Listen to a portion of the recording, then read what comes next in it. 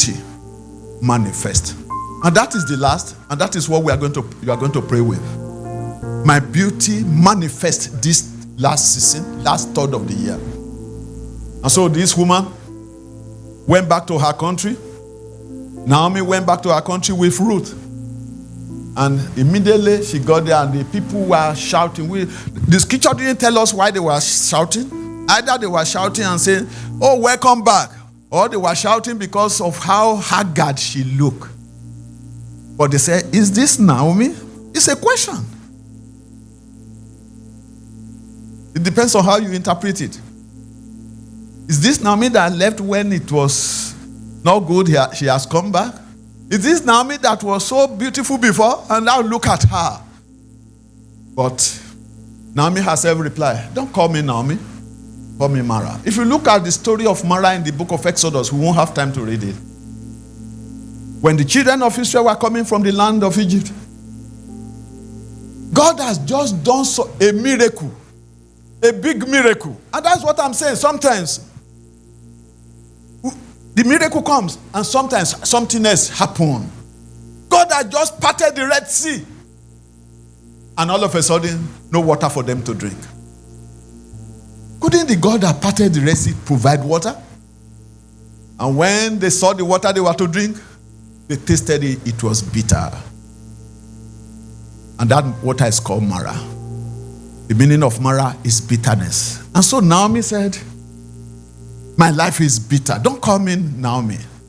Because Naomi in the Hebrew language means pleasant. Say, "I'm no more pleasant. I am bitter." That will not be your portion. In Mara, God changed the sweetness, the taste. God changed the taste of the water. God is changing what is happening in your life.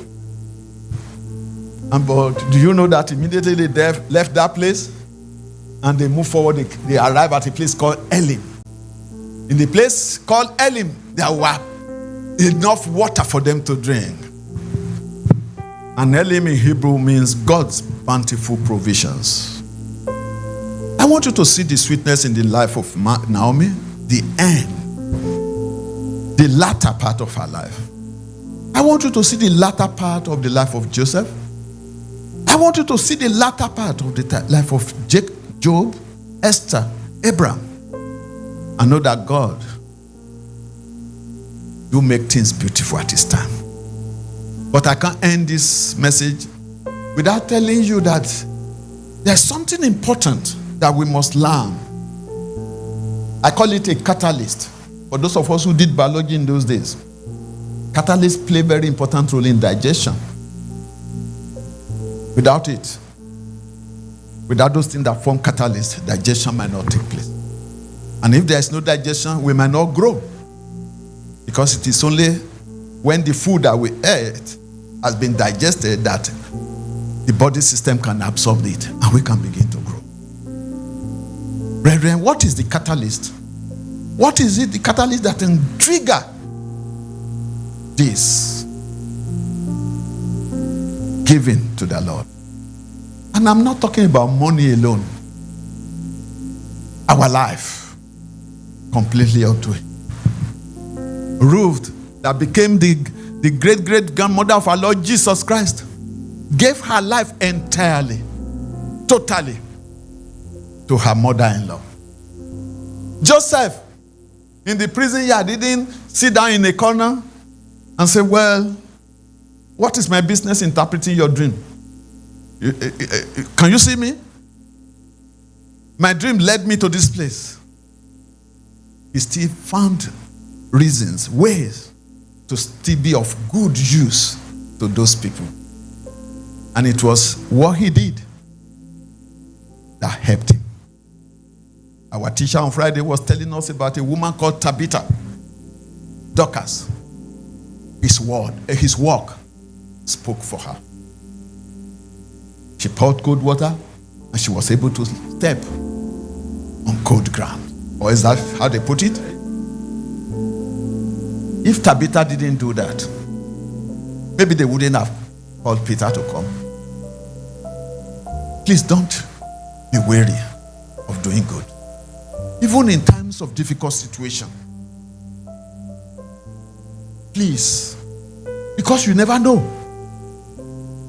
who God is bringing your way. Please, don't say, well, they've maltreated me, they've done this to me, so. And then that is in giving to people, in giving to God. Your offerings, your tithes, you might not see the result today. But hear this. What you sow takes time for it to germinate. And when it germinates, it produces more than what you have sown. And I pray for you that your life will bring about good fruits. Brethren, your beauty manifests this season.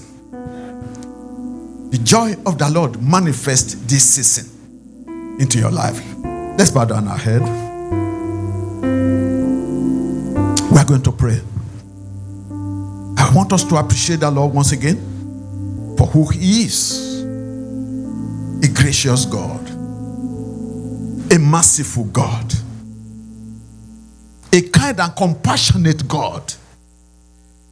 His faithfulness to us is